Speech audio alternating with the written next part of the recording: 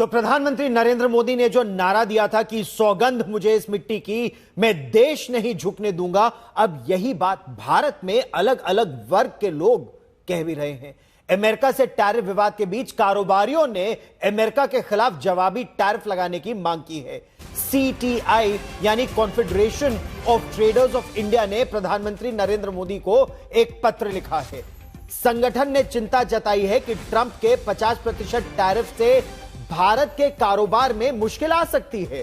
CTI के जो chairman है ब्रिजेश गोयल, उन्होंने मांग की है कि भारत की सरकार भी अमेरिका के निर्यात पर, अमेरिका के उत्पादों पर वही जवाबी टैरिफ लगाए।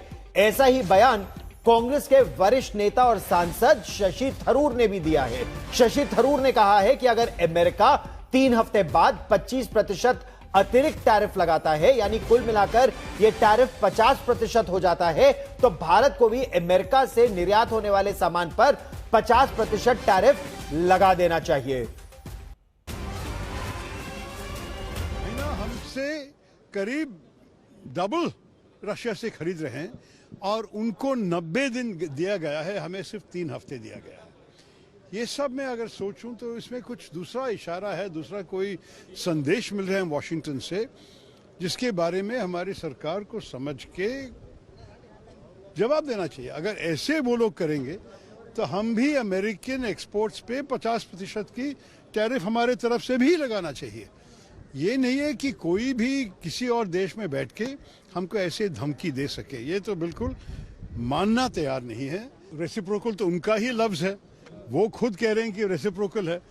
हम जब उनके ऊपर नहीं दे रहे हैं, मेरे ख्याल में हमारे जो टैरिफ्स है जिसके खिलाफ ट्रंप साहब शिकायत कर रहा है, हमारे तो एवरेज टैरिफ्स अमेरिकन गुड्स पे 17% है।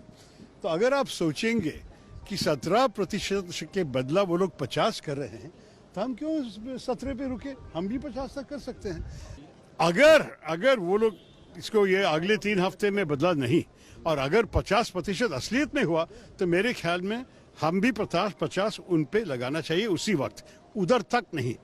हम तो धमकी वाले देने वाले देश नहीं है, लेकिन जो लोग हम पे किया तो रेसिप्रोकल हम भी करने जानते हैं।